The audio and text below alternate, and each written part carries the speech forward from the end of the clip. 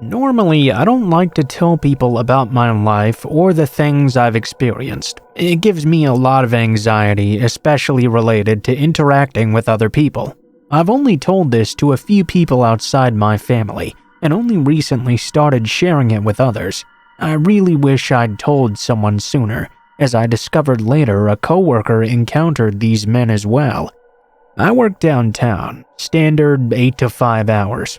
Every once in a while I work overtime, but not very often, and not on the day this happened either. It was just a couple of minutes after 5 p.m., as I just left work. It was a few blocks from my office building to the train station. There were a few bars and back alleys along the walk, but the worst I've ever dealt with along there were homeless folks.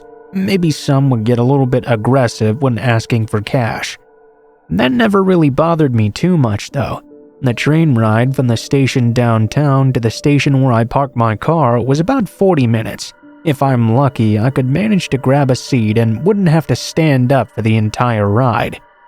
I just happened to be lucky this day as well, more or less. I got a seat right next to a window, which left the seat next to me wide open. At the next stop, 3 men got on. One of them sat next to me, and the other sat on the seats across from me. They were all facing me. I was listening to my music on my iPod, so I couldn't really hear them. I did notice, however, that the man sitting next to me was trying to move closer to me on the seat. He would move close enough that his leg was now touching mine, so I'd scoot away only for him to move even closer again. Eventually, I was pressed right up against the window. I had no doubt the man had more than a few inches of free space on his other side. I was wearing sunglasses, so I could surreptitiously glance at them. I noticed that they would occasionally say something and then all look over at me at once. It was incredibly creepy and very uncomfortable as well. I was nervous about getting off at my stop, but mine was the second to last one on the train line. So when the train pulled into my station, I got off. The guy sitting next to me tried to grab my arm, but I was moving too quickly and was able to slide out of there. I was hoping they wouldn't follow me off the train. It was a busy station and they couldn't know where I'd parked, but they did.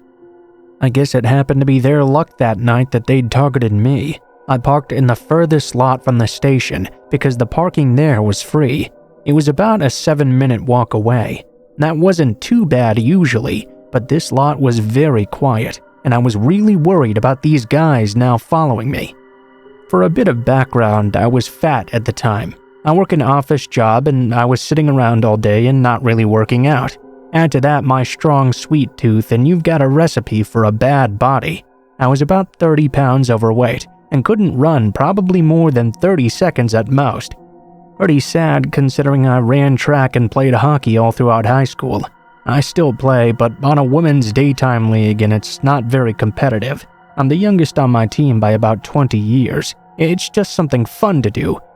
I was crossing the bridge over the road from the station to the parking lots when I noticed the 3 guys were now less than 10 feet behind me. I wasn't carrying a knife nor any pepper spray at the time either. I knew a bit about personal protection due to some classes I'd attended in my youth, so I grabbed my car key and my house key between my fingers, just in case. The guys continued to follow me across the main lot. They didn't even try to hide the fact that they were doing so. The more nervous I was, the louder they began to laugh at me. I managed to get across the road between the lots before they got to the road. Luckily, at that point, they had to wait for a couple of cars to pass before they could cross as well. I was almost halfway across the lot when they began to cross. I started to run, and immediately I could hear their feet pounding the pavement behind me. I used my clicker to unlock my car as I got closer. I wrenched the door open, so glad that there was no one parked next to me.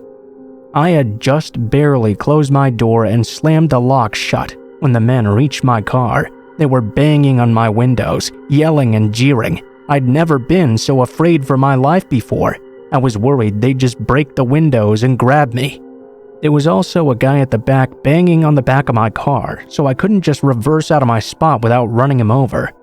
Honestly, I probably just should have, but I was too afraid and not thinking clearly. I was screaming, but no one was around to hear me. I didn't know what these men wanted, but I knew it couldn't be anything good. I wished I'd had the screamer my mom had given me for protection, but it needed a new battery that day, so I hadn't brought it with me. That thought though, the one about the screamer, made me realize I had something even better close by. When you're being assaulted, you're not supposed to scream for help. No one wants to help. You scream fire because everyone wants to watch the blaze. So I turned on my car alarm. It was incredibly loud in my car, so loud I thought I might go deaf, but it had the reaction I wanted. The men started backing off. I saw people walking into the lot looking in the direction of my car, and now people could see what was going on. The men took a step backwards again and began to run off toward the train station. I drove home crying. The very next night I started working out, and I've worked out almost every day since then. If those cars hadn't been in the road at that time, if I'd run a little bit slower, if I'd been too slow clicking the lock, it would have ended so much differently. I've lost 20 pounds since then and gained a great deal of muscle. I also quit that job. I've had anxiety for years, and this encounter made it feel so much worse. I never want to feel that powerless again.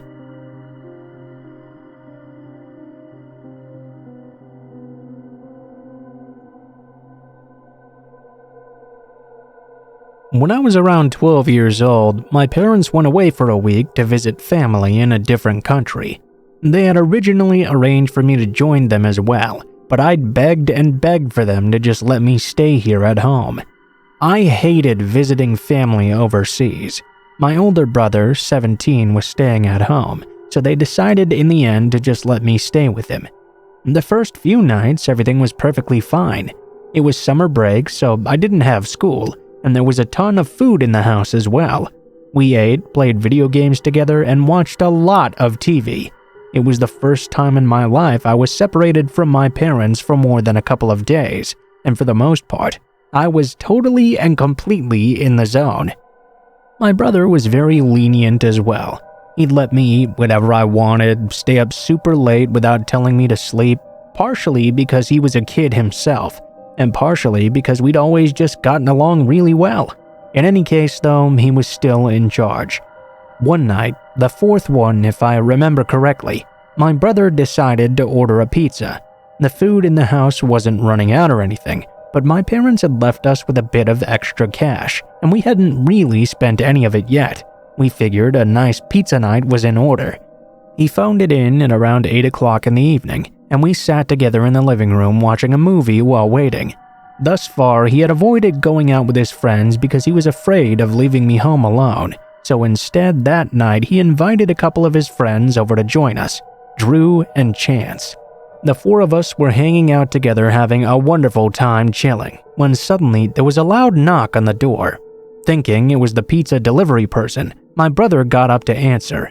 He ran down the stairs with some cash and had just barely unlocked it when Drew quickly shouted, "Hey, hold on!" In the living room with Chance, I glanced to the front of the house where Drew was standing, staring through the upstairs window. He was looking at something outside on the driveway. I went over to see what was wrong, and I noticed right away there was no car in the driveway, nor were there any cars parked along the curb, just my brother's car and our neighbors in the distance. My brother came halfway up the stairs to ask what was wrong. Drew told him about this suspicious car situation, after which my brother said he hadn't invited anyone else to the house. In fact, no one else knew we were home alone that week, just his two best friends, both of whom were huge dorks, and definitely not the type to spread word of a party or anything like that. I hadn't told anyone either. We all stood upstairs together, practically peering through that window, until the person who had knocked stepped away from the front door and into our line of sight. The lights in front of the house were off, and the blinds were closed, so this person couldn't see us. We could, however, see them. Surprisingly, there were two people, both men. They were very tall, and the lower halves of their faces were covered up by their jacket collars. Additionally, they were dressed entirely in black. Right away, something about these guys felt off. My brother ordered me to wait in the living room. Before that, he had never used such a tone with me. Normally, I would have felt inclined to disobey him, but I could tell by the shakiness in his voice that this time he was not joking around. I promptly stepped away from the window and walked away as my brother and his friends began to discuss amongst each other, debating on what to do. I caught some of it. It seemed the people in the driveway would not go away. They just kind of stood there in the shadows waiting. Then one of them approached the door once more, while the other one looked on. There was another knock. I remember jumping in my skin when I heard it, and quickly running over to my brother's side. This time he didn't tell me to go away. Chance suggested opening the door to see what these men wanted, but of course Drew was very firmly against this, without saying the worst out loud, presumably to keep from scaring me. He expressed extreme concern, implying those men meant to harm us in some way. My brother was somewhere in the middle. There was debate in his eyes. For a moment he appeared to lean more towards Chance's side, but he quickly steered toward the other, taking us all into the living room where we waited it out together. We had no idea if the delivery person would still come, and what would happen to them if they did. Regardless, we waited, hoping our fear was just nothing. Around that time, there were a few more knocks on the door. All of them resembled the earlier ones, so we knew they were still those men. They grew louder each time, too, louder and harder, as if they were growing very impatient. When we heard footsteps coming up the sun deck, we panicked and shut off all the TV, as well as every light in the room. I remember sitting between my brother and Drew, while Chance went to the kitchen to grab the phone. Worst came to worst, we decided it was time to call the police. If it was just a prank, then no big deal, at least we'd know. But we all knew it was not a prank though. This lasted for a good 30 minutes, continuous knocks, and even a voice calling into the house, asking if we'd seen a lost dog recently. We were all well versed in slasher classics, and we all knew the whole "have you seen my dog" thing was a major red flag. We just kept silent in response. We tried to make it seem like no one was home, which eventually deterred these men. A short while later, the knocks and questions about this dog came to an end. My brother went over to the front window to check, confirming that the men were now gone. Still, we were reluctant to let our guard down. It was 10 minutes later when there was another knock, the actual pizza delivery person this time. We relaxed then. Both my brother and Chance went down together to answer the door, paid the delivery guy, and came back up with the 2 mediums we had ordered. Slowly, we grew less anxious. We ate, eventually laughing at how scared we'd been. We convinced ourselves we had overreacted big time, and even went so far as to watch a scary movie after. A few days later, when my parents were on their way back, my mother called us from the airport. She sounded panicked and asked us if we were okay. My brother assured her we were both fine, and asked why she was so strung out. Quickly, she told us 3 tenants who were renting a house a few blocks away from ours had been terrorized and left for dead a couple of nights ago. News reports said it was because they had answered their door when a pair of strange men came knocking. Basically, I guess the movie The Strangers could have been real life for us, had we not been so lucky.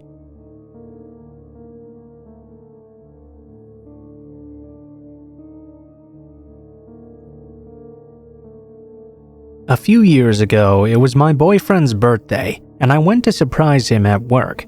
We weren't supposed to see each other until the weekend afterwards, because we were both working night shifts. We'd be too tired for celebrations, but luckily I managed to get off a bit early so I could surprise him. So, I dressed in my tightest dress and some nice lingerie underneath, and got my ass on the next bus to see him. I decided to get the later bus, as the earlier one would have taken me to the petrol station nearby, and would mean I'd have to walk a short way in the dark. Funnily enough, I thought I was being very smart and looking after my safety by doing this. The later bus would stop just in front of the car park just across his work, where his car would be, so I'd be able to wait under the lights for a maximum of 15 minutes for him to come out. Solid plan, I thought. At the bus stop, though, I noticed this man kind of sitting by himself at the end of the bench, giggling. My city had a pretty bad meth problem, so although this wasn't ideal, it wasn't exactly unusual either. I just stood as close as possible to the road on the opposite end of the seat from this dude, who was grinning to himself while I texted my friend to ease my fear. She was joking around, asking me to take a picture of the guy, just in case, when I suddenly felt a wave of nausea making me look up immediately. The man had moved closer, as close to me as possible without getting up. He was grinning. It was this horrifying expression, his mouth stretched unnaturally wide and showing his crooked yellow teeth. His face was pockmarked and his cheeks were sallow, clearly a user. I didn't know what to do, so I just swallowed my saliva and said, "Hi." "Why, hello, princess." Now, I'm used to getting a lot of unwanted, creepy attention, not because I'm devastatingly attractive or anything, but because I'm a relatively slim Asian woman just under 6 feet, which I guess makes me a target for people with yellow fever. I've been told countless obscene and racist things by total strangers, but never had someone raise the hairs on the back of my neck like this guy did. "Ooh, you're a tight little thing, aren't you? I gotta get me some of that. Asians are good with their little hands after all." His tone was soft and he didn't raise his voice. It was almost like he was telling me a secret or something. Just as I was about to text my best friend to ask her to please come pick me up, the bus arrived and I jumped onto it. My heart sank. When I saw the front seat closest to the bus driver was occupied, I was forced to stand.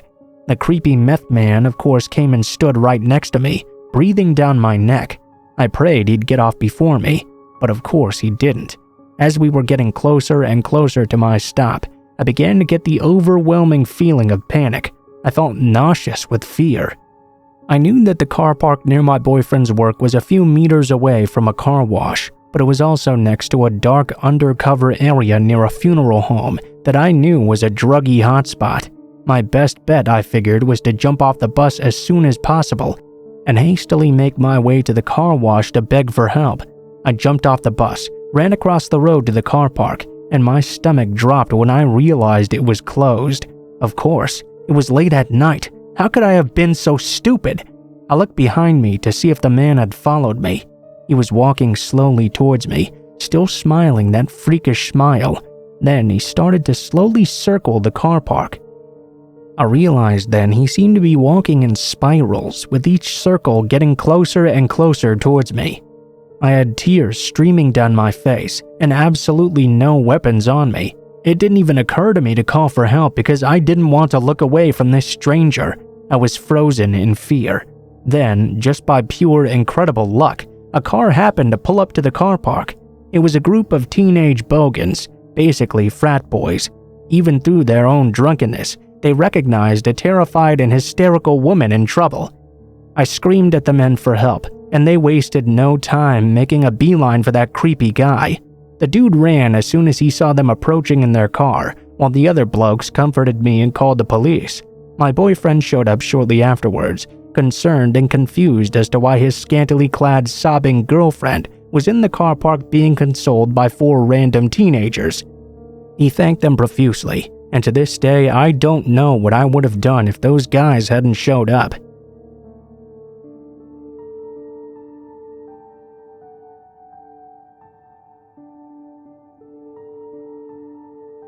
I grew up in an average-sized town in the UK, and the neighborhood I live in is considered fairly bad for the area. It's nothing in comparison to the bigger cities though. At the time, it was summer. My friends and I had taken to smoking weed in one of the local parks. Classy, I know, but there wasn't much else for us to do. That night in question, we were doing this just up until around 1 a.m., which is when I parted ways with my friends on the main road that led to my neighborhood. I was now faced with a few options when it came to getting home. There was the main road, which was well lit with the odd car passing by every now and then, a dimly lit footpath that went past plenty of houses, but also down some sketchy looking alleyways, and finally the quickest way, which was a pitch black field and a bridge that went over a small stream. I've always been sensible when it comes to things like being aware of strangers, so I've never really been worried about walking home alone. Plus, it was less than a 10-minute walk if I'd cut through the field. Tonight, though, I felt really uneasy, probably just because I was high as a kite. I decided to take the much longer, more populated main road. Big mistake. As I walked past the turning for a residential street, I noticed a black people carrier type taxi pulled up with the driver standing next to it talking on the phone. As I crossed the road, the man went silent, and once I arrived on the other side, I heard him wolf whistle. Though it was summer, this was the UK, so it was pretty cold out still, and I was dressed accordingly. I was around 17 and not particularly pretty. Being naturally thin and blonde though, I was used to the odd catcall here and there. I tried to ignore him. A little further down the road though, I suddenly got this really odd feeling, like I had to run home right now. At first, I put it down to just being high and carried on walking. I contemplated cutting through the houses instead of carrying on down the main road. I turned around, and my stomach nearly fell out of my arse. The taxi I had passed just shortly before was now driving ever so slowly and silently behind me, lights off, barely making a single noise. I decided the best option would be to get to the footpath and leg it home from there. However, as I was making my plan, the taxi sped up past me and pulled up in a bus stop further up the side of the road I was walking on. It was right next to the footpath I would need to take. Freaked out, I crossed to the other side of the road and walked right past the taxi, keeping my head down. As I passed by, the driver flashed his lights and whistled a few more times. I didn't look up though. I just kept walking faster, determined to get home. Once again, the engine started up and the taxi cruised past me, then came to a stop at a mini roundabout at the end of the road for a few seconds before turning right, the same way I had to go, and disappearing. I began to think that my ordeal was over now. I started to relax a little. I was almost home after all. When I turned the corner though, my heart sank for the second time that night. The taxi had not gone. Instead, it was parked and hidden from sight almost by a huge white van. I would have to pass right next to him unless I made another right into a pitch-black alleyway. The latter seemed like a better option, and once I was off the road, I began to run. The houses were placed really weirdly. It's kinda hard to explain, but there are some with road outside, some with just paths, and between all these houses, back gardens and roads or alleyways. It's a bit of a maze and very easy to get lost if you don't know your way. I ran between the houses and was about to go down another alleyway that led almost directly to my house when I could see at the end a black people carrier and a man getting out of the driver's seat heading toward me. Fuck that. I was out of there. I ran as fast as I possibly could without looking behind me, and finally made it to my house, whereupon I collapsed through the front door shaking violently.